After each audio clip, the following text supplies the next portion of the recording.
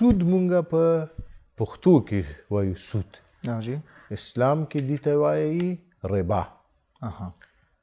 په قرآن کې الله جل شأنه فرمایي احل الله البیع وحرم الربا.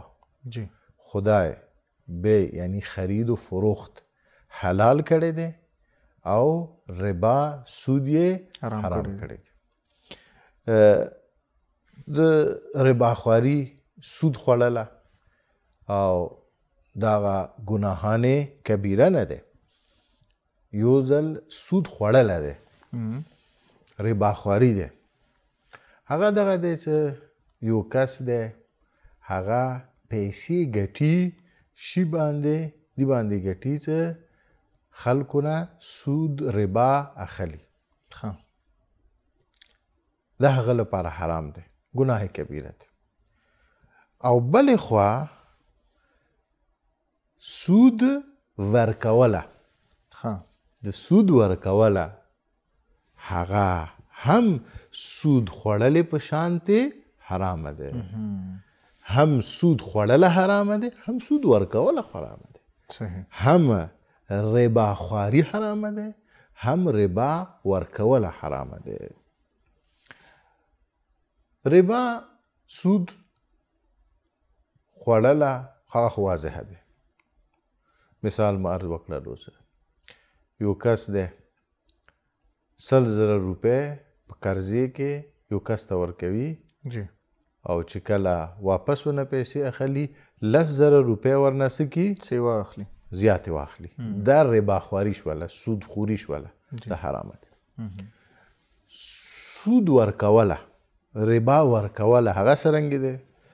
هغه دغه دی چې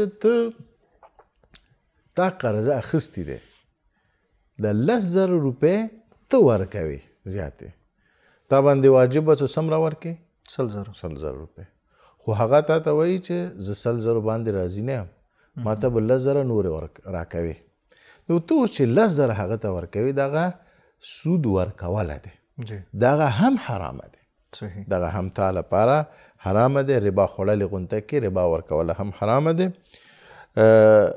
دغه چې حرامه دی فرق نه کوي دې له وجې نه حرامه وي چې معامله دغه سودا سود والا سودا دی، ربوي سودا دی، او دې وجې نه باطله سودا دی. ممکنه دی ځنه ربوي سود والا معاملې وي چې هغه باطلې وي، هغه له وجې نه وي. یا دغه دی چې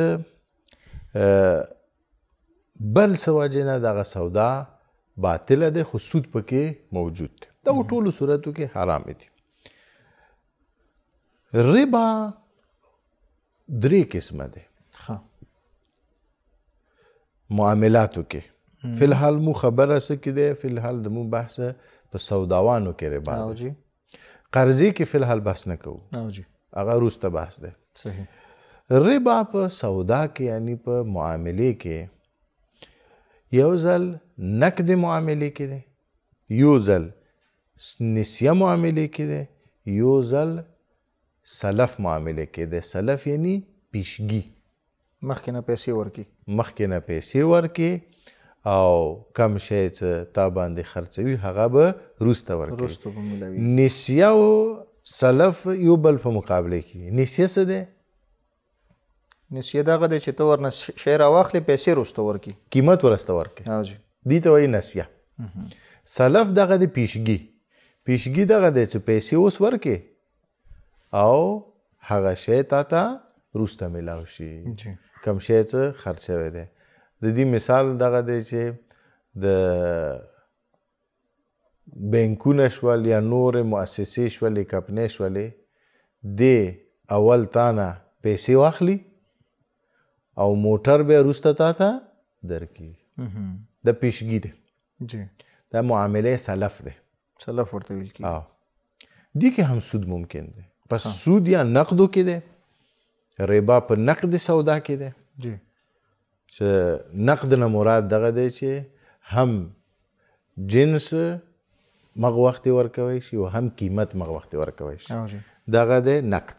دواړه شونه اوس لاس په لاس اوس کېږي. لاس په لاس ورکوي شي. دا نقد سودا ده.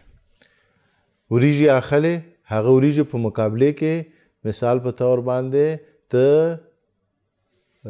پیسې ورکوي. وریجې ورکوي. وریجو په مقابلې کې وړه ورکوي. وریجې ورکوي مقابلې کې وړه. دا نقد سودا ده. دویمه سودا څه ده؟ دویمه سودا نسیه سودا ده. نسیه والا چې اوس متا باندې وړه خرڅ کړل او د دې قیمت کې به وروسته ماته بیا وړه راکوي. وروسته به ماته راکوي.